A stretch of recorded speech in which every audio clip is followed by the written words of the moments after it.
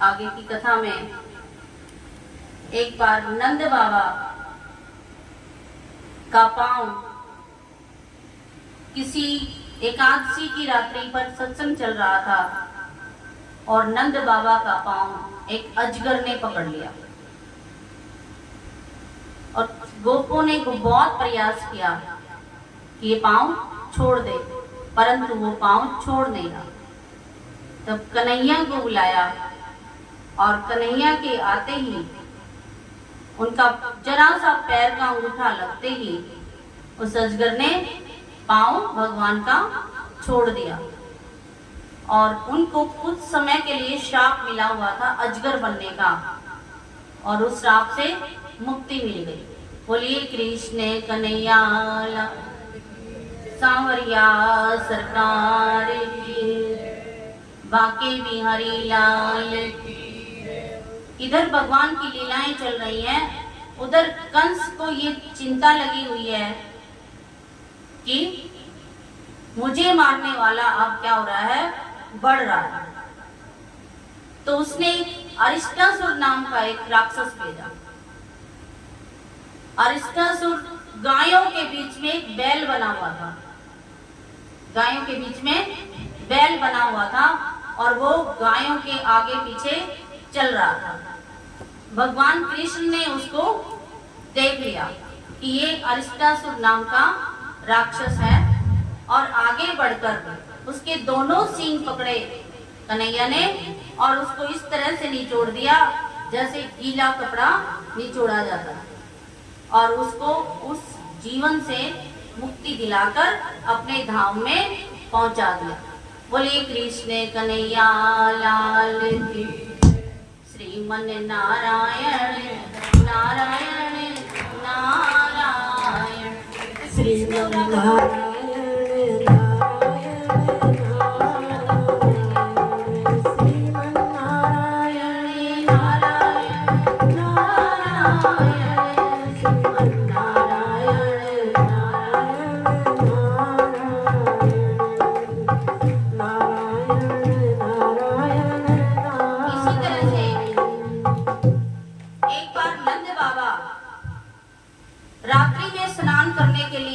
यमुना जी में चले जाते हैं।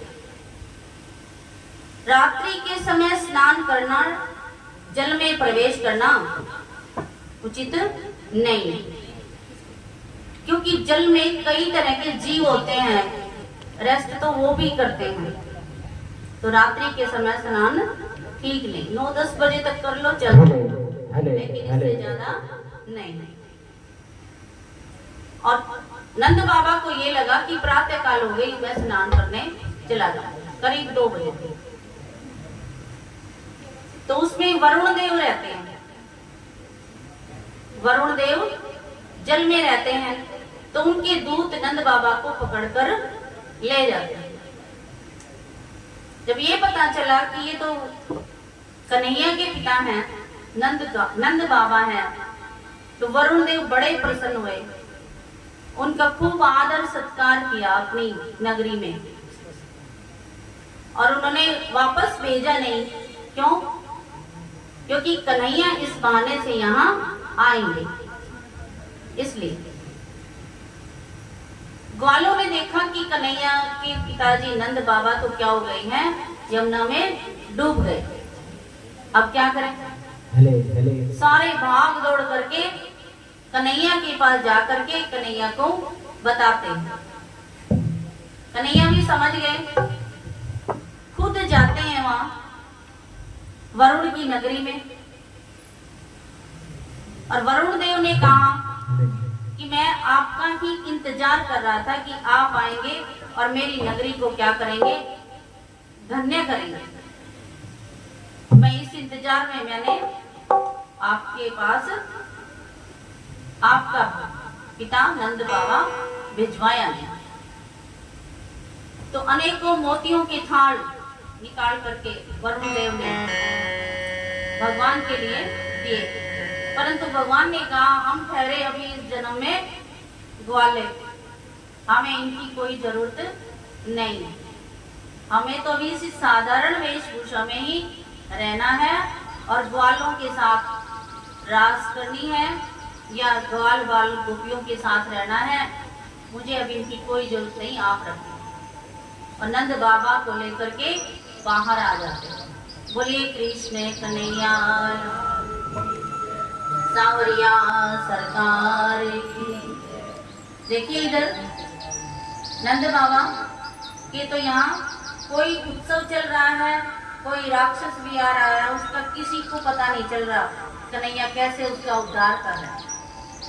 अब नारद जी एक बार कंस के पास आते हैं और कंस नारद जी को देखकर बहुत अधिक प्रसन्न हो जाता है, क्योंकि उसको ये पता है कि ये सही उपाय बताएंगे। तो नारद जी कहते हैं कि कन्हैया, कि कंस, तुझे मारने वाला तो यदुवंश में जन्म ले चुका, और ये कृष्ण है ना, कृष्ण, ये कृष्ण तुझे क्या करेगा, मारेगा। सीधा डायरेक्ट उसको बता रहे। हमारे एक श्लोक आता है, सत्यम बुरियात प्रियम बुरियात मां बुरियात सत्यम अप्रियम। अप्रिय सत्य नहीं बोलना चाहिए, अप्रिय सत्य नहीं बोलना चाहिए, परंतु नारद जी चुपते नहीं है, नारद जी अप्रिय सत्य को बोलते हैं। नारद जी ने बताया कि कंस तेरी मृत्यु किससे होगी, कृष्ण से होने वाली है, अपने आप को बचा सकते हो तो बचा लो।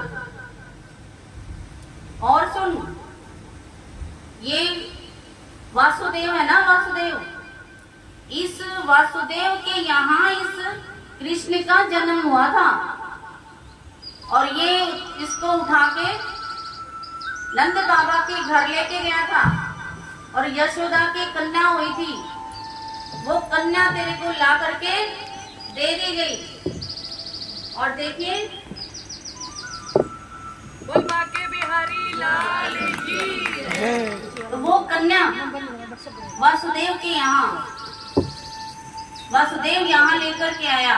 उस कन्या ने जाते हुए तुझे पहले भी कहा था कि तुझे मारने वाला जन्म ले चुका, और आज मैं कह रहा हूं वो कृष्ण तुझे मारेगा, तू अपना उपाय कर ले।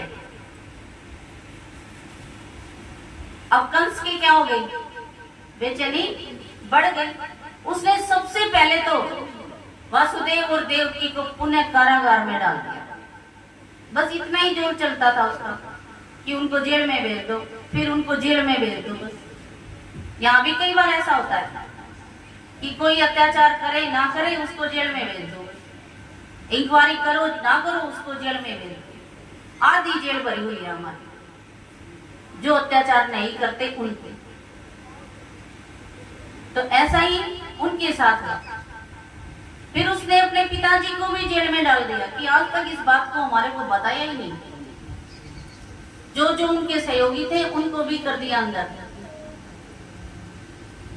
तो वासुदेव देव की कहते हैं, भाई हमारा क्या कसूर है? बोला कसूर भी नहीं तुम्हारा, तुम वहां मेरी मौत को वहां छोड़िए, और अब क्या कहते हो हम बेकसूर हैं। हालांकि उनकी आज्ञा थोड़ी थी, तो भगवान की आज्ञा थी। और फिर अपने एक कंस, चाणूर, सल, कौशल आदि को इकट्ठा करके कहा कि आप एक प्रोग्राम बनाएं, और उस प्रोग्राम में क्या करना है, एक धनुष तोड़ने का प्रबंध करें, और एक कूलापीठ नाम का हाथी है उसे एक मेन गेट पे रखें, और बलराम और कृष्ण को बुलाने के लिए मैं भेजता हूँ। जब वो दोनों आएंगे, उनको कूलापीठ नाम का हाथी क्या कर देगा, मार देगा, और वो वहां भी नहीं मरे तो तुम लोग मल्ल युद्ध रखेंगे, हम मल्ल युद्ध में उनको क्या कर देना, मार देना, मल्ल युद्ध में मार देना। उनके प्राण, वो तो छोटे छोटे बच्चे हैं, उनके प्राण पखेरु जल्दी ही उड़ जाएंगे। तो देखिए, जैसा राजा तथा प्रजा, तो मंत्री भी ऐसे ही थे। उन्होंने कल जो बताया था ना आपको, कल वही बात उन्होंने फिर कही कि आप तो सर्वसमर्थ हैं, देवता आपसे छुपते फिर रहे हैं, हम यज्ञों को तहस नहस तो उन्होंने पहले ही कर दिया था, और उन्होंने अक्रूर जी को बुलाया। कंस ने भोज वंश में उत्पन्न अक्रूर जी को बुलाया और अक्रूर जी को कहते हैं कि अक्रूर तू जा वृंदावन में, गोकुल में, और जाकर के नंद बाबा को कहना, क्या कहना बताओ, कि बलराम और कृष्ण को कंस ने मथुरा में बुलाया है मल्ल युद्ध देखने के लिए, करने के लिए नहीं कहा, कि मल्ल युद्ध देखने के लिए। इसे देखने के लिए कितने ही गोपियां आई, नंद बाबा आए, सभी आए। और अक्रूर सुन मेरी बात, जरासंध शिशुपाल आदि मेरे अभिन्न यानी मेरे बहुत नजदीक हैं। जरासंध तो कंस का ससुर था, तो ये मेरे बहुत करीब हैं। हम उग्रसेन को भी मार देंगे, यानी अपने पिता को भी कह रहा है, सबको हम मार देंगे, केवल आप राज्य करना, मैं राज्य करूंगा, मेरे मित्र करेंगे।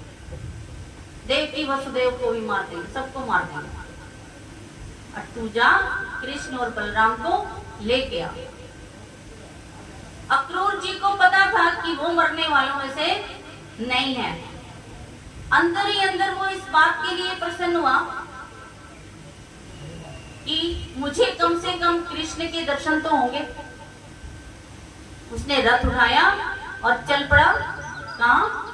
वृंदावन धाम की तरफ, गोकुल की तरफ। और रास्ते में विचार कर रहा है कि कन्हैया मुझे चाचा कह के बोलेगा, मुझे कितना अच्छा लगेगा।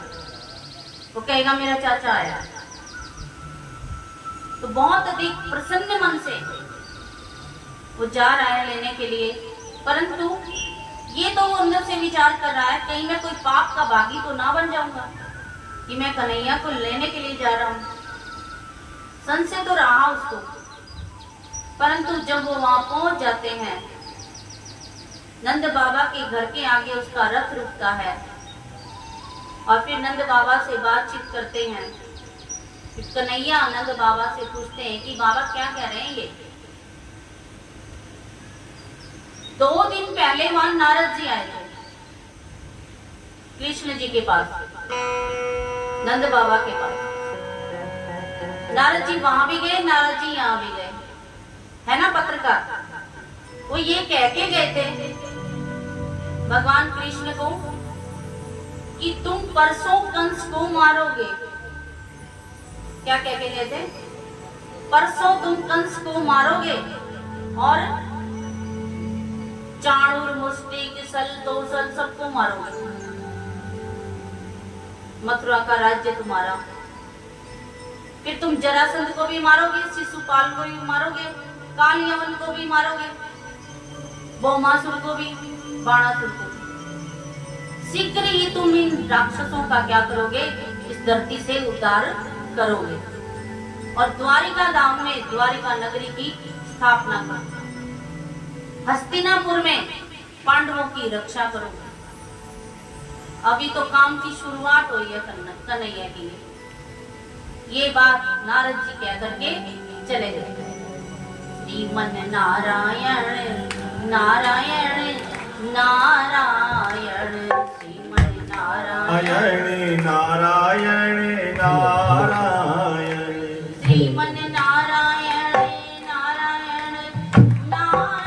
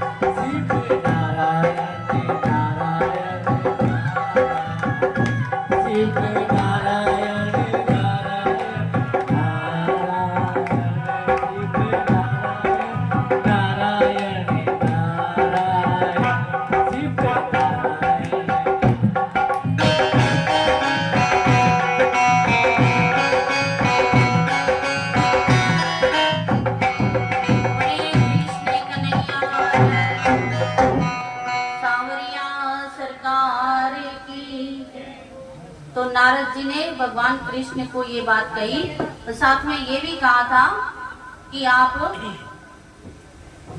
आपका विवाह शीघ्र होने वाला है। 8 आपकी पटरानियां होंगी और 16,100 रानियां और भी आपकी होंगी। तो ये कह के नारद जी तो चले गए। अब कौन आगे? अक्रूर जी। किसके भेजे हुए बताना जरा? कंस के भेजे। अक्रूर जी, ये नाम याद रखना। तो अक्रूर जी आए, रथ खड़ा देखा। भगवान कृष्ण को ये पता चला नंद बाबा के द्वारा कि मथुरा में कंस ने बुलाया है, कृष्ण को भी बुलाया, बलराम को भी बुलाया, गोपों को भी बुलाया, मुझे भी बुलाया। तो भगवान कृष्ण ने कह दिया कि चलो नंद बाबा तैयारी करो चलने की। कन्हैया की बात को कोई टाल नहीं सकता था, लेकिन नंद बाबा की कोई इच्छा नहीं थी जाने की। वो भी भगवान कृष्ण को साथ में ले जाकर, क्योंकि वासुदेव ने पहले ही बताया था कि यहाँ के उपद्रवी लोग हैं। परंतु कन्हैया ने कहा बाबा तैयारी करो चलो। तो कन्हैया ने के कहने के बाद गोरस उनके पास था ही क्या ले जाने के लिए? गोरस था। गोरस में क्या था? दूध, दही, घी, मक्खन। उसके मटके क्या कर लिए? भरवा लिए और छकड़े में डलवा लिए। अब आप बताओ गोपियां जाने देंगी जिन्होंने भगवान कृष्ण के साथ रास किया? अब उनको ये पता चला ना कि ये तो कन्हैया को लेने आया है, इसका नाम तो ठीक ही रखा है, अक्रूर नहीं रखना था, इसका नाम तो क्रूर रखना चाहिए था। ये अक्रूर नहीं, ये तो क्रूर है जो हमारे कन्हैया को ले जा रहा है। हम कन्हैया को नहीं जाने देंगी। आज बड़े बूढ़ों की लाज शर्म को हम छोड़ देंगे और हम बोलेंगे कन्हैया को नहीं जाने देंगे। तो वो रथ के सामने आकर के खड़ी हो गई, कन्हैया को कहने लगी कन्हैया हम नहीं जाएंगे। परंतु कन्हैया ने कहा कि मैं परसों आ जाऊंगा। क्या कहा? परसों ही आ जाऊंगा।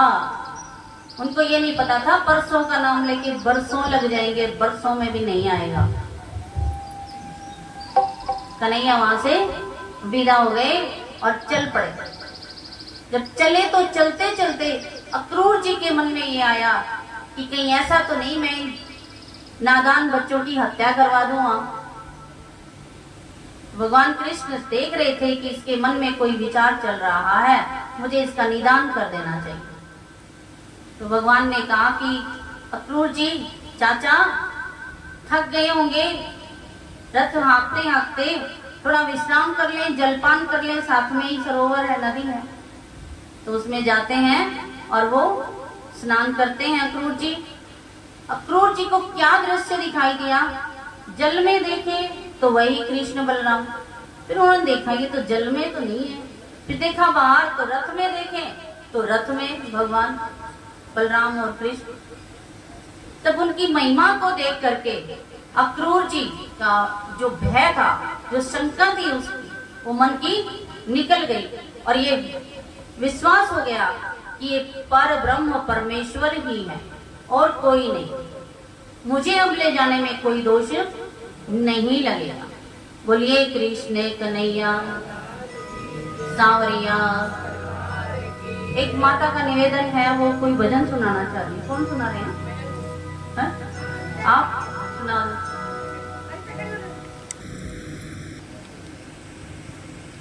बोल बाके बिहारी लाल की जय। आज कथा का 5वां दिन। अनीता दीदी के मुखारबिंद से हम विजयनगर वासी बहुत ही अच्छी आनंददायक कथा का रसपान कर रहे हैं। मैं निवेदन करूंगी बंसल आंटी जी, नीलम भाभी जी, सीता बहन जी और किरण भाभी जी को कि अनीता दीदी के सम्मान के लिए आगे आए। इतनी देर जय जय श्री राधे, जय जय श्री राधे।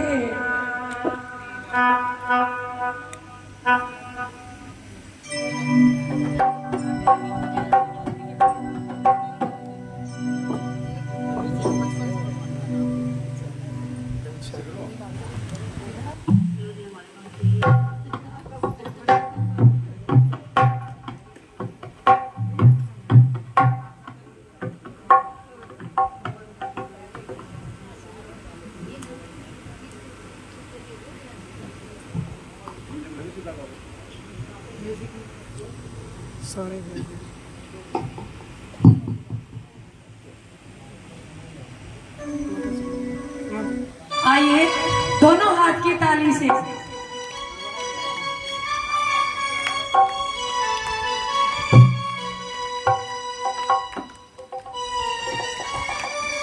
बोल बाके बिहारी लाल की जय, राधा रानी सरकार की जय। राधे राधे बोल श्याम आएंगे, आएंगे श्याम आएंगे। ओ राधे राधे बोल श्याम आएंगे, आएंगे श्याम आएंगे। ओ राधे राधे बोल श्याम आएंगे, आएंगे श्याम आएंगे। राधे राधे बोल श्याम आएंगे, आएंगे श्याम आएंगे।